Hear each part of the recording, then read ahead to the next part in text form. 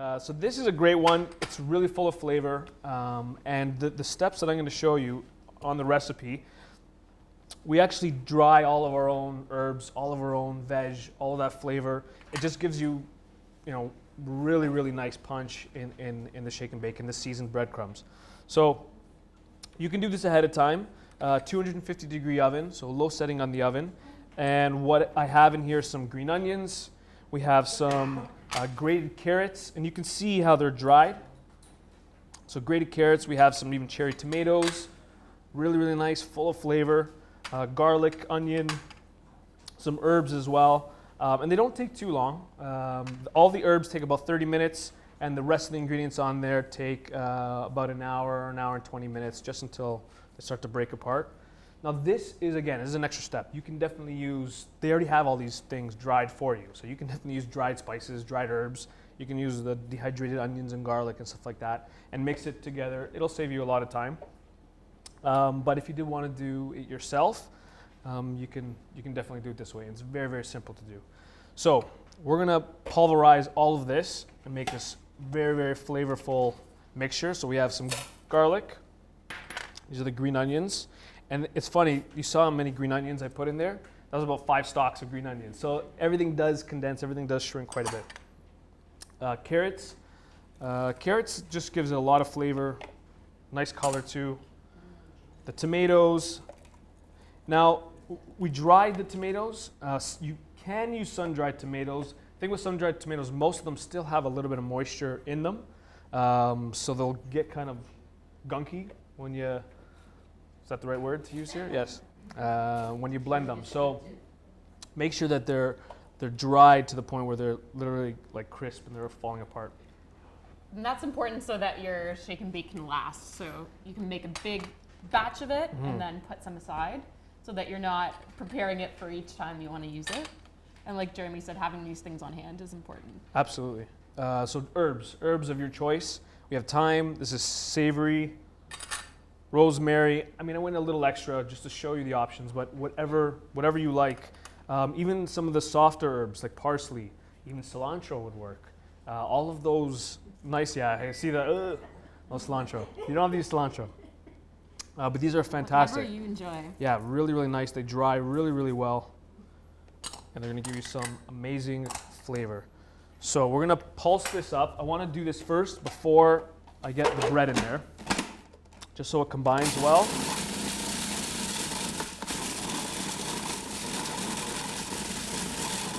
Just make sure it's pretty fine, yeah.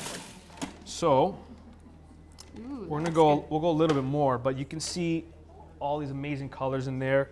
It smells fantastic. This is actually a great way. We have a great video on the YouTube page on how to make a bouillon powder from scratch, and it's a similar process. So you're concentrating those flavors, lots of vegetables, no preservatives. You're just drying it in the oven. You're doing it yourself. It's fantastic. So we have the bread. You can buy breadcrumbs. If you have bread, Use bread, stale bread. It's the most. You can go whole grain like we're doing here. Yeah, breadcrumbs are probably the most overpriced thing that you can buy in the grocery store. You're paying someone else to chop them for you. Yeah, there you go. Absolutely. So these are just toasted bread cubes, some oats, large flake oats in there, really nice texture. And it was funny because I was making all this yesterday, had the bread in the oven, everything dehydrating. It smelled like Thanksgiving. So this, you can just use the seasoning, bake it with the breadcrumb with a little bit of stock, and that's stuffing for Thanksgiving. So this is a multi-purpose recipe. Good to have around the kitchen. And pulverize it.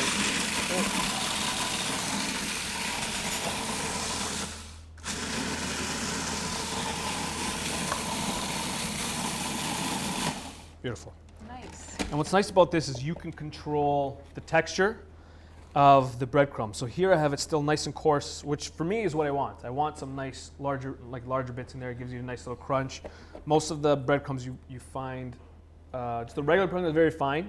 Yes, exactly, very fine. Or you can find the panko, which is a little larger, nice large crumbs. But again, you're in control here. So you can make it fine, you can make it large. Yep. So now to this, again, you can spike it with whatever you want. I love zest. I love citrus. That gives it a really nice punch. So at the end, this is what I'm going to be using. I'll add a little bit of lemon zest, and you can do orange zest. It'll be fantastic in here. You can Now, before you add the zest, if you were making a big batch of this, would you want to put it aside, put it in a jar? Yeah, you wouldn't want to add the zest and then store it. No, you can add this at the end, or depending or dry on it out. Yeah, you can dry out the zest, or even you can keep it all in the fridge after if you want. But if you want it stored in the pantry, that's where you could stop right there. So the zest is going to go in, and the zest and the breadcrumbs are just fantastic together. Again, this is optional. Smoked paprika, we always use this and everything. It's just so good.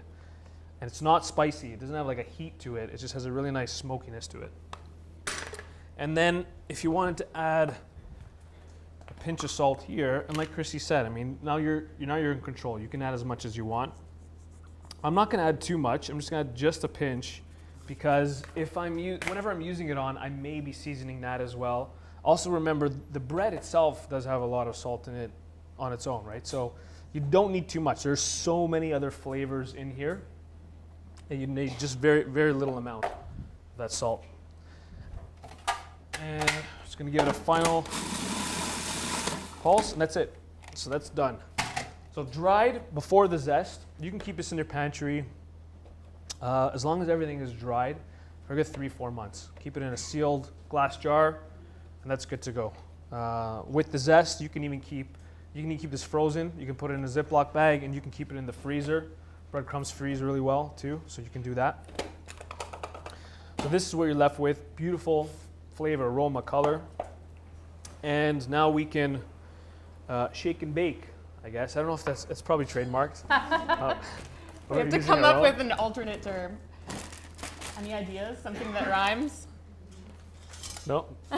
Mix and... Agitate and cook. Yes, there we go. That's snappy. I like that. So you can do this to anything. Today we're using sweet potatoes and Brussels sprouts.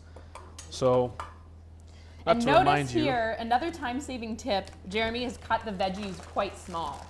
So if you have, like a big sweet potato that you're baking in the oven, obviously that's going to take quite a lot longer than these little cubes. So it's really helpful to cut things smaller, whether it's your meat or your vegetables, to really save on cooking time. You can get your meal on the table faster.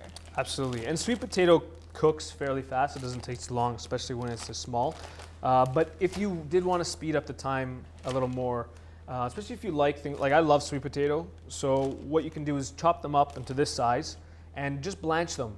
So boiling water for like a minute, not like very, very small amount of time. Take them out, drain them very well, and you can freeze them. And then you have sweet potatoes ready to go, and those take like 5 minutes to cook after that. Once you give it like that initial blanch, they freeze really, really well. So that's gonna go in.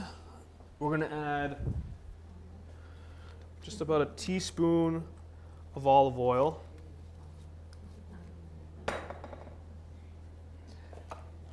And we're gonna go with our breadcrumbs. Give it a shake. This is, I guess, about half a cup. We're going by eye here. And Christy said she really wanted to do this part, so. Does anyone remember the commercial? Where the little kid gets to do the shake and bake, and I helped. Christy was that little kid in the That commercial. was me. No, it was not. Imagine. It's come full circle. So that's it, like really easy. And what's fun is, again, you can do anything. And it doesn't adhere as well as you would, like if you want like a crispy chicken around the whole chicken. But with the vegetables, it gives you just that little bit that seasons it.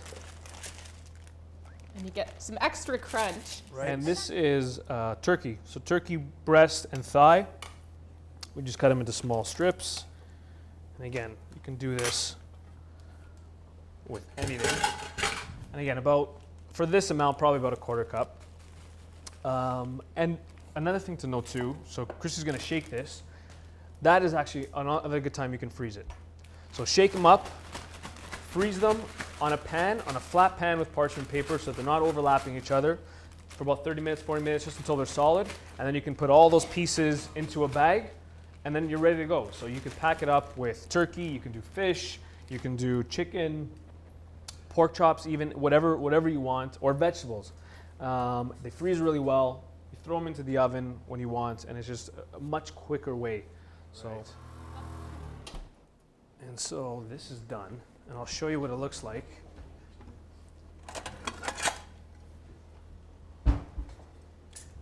And I know I don't want to remind you that Thanksgiving's around the corner, yes, but Too soon. we have our sweet potatoes, really nice crunch on them. How long did you cook the vegetables? So, good question. So the vegetables and the vegetables take about 20 minutes, 30 minutes. At 250. No, not at 250. Sorry, at 400. Yeah. So in the oven, 400 degrees. The turkey strips, chicken strips, like in smaller sizes, strips like that take about 12 minutes, 13 minutes. They don't take too long. 250 was for your herbs For and the spices herbs and spices. to dry everything out. You Yes. want a very low heat so that you're drying out all the water. And you're using your oven like a dehydrator. And I don't know if you guys can smell that.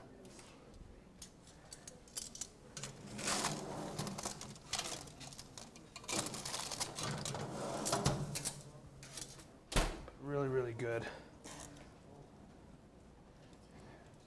And you can just put a couple pieces on top. There we have it, your Elixir Kitchen Savory Shake and Bake. Yeah, so that's it.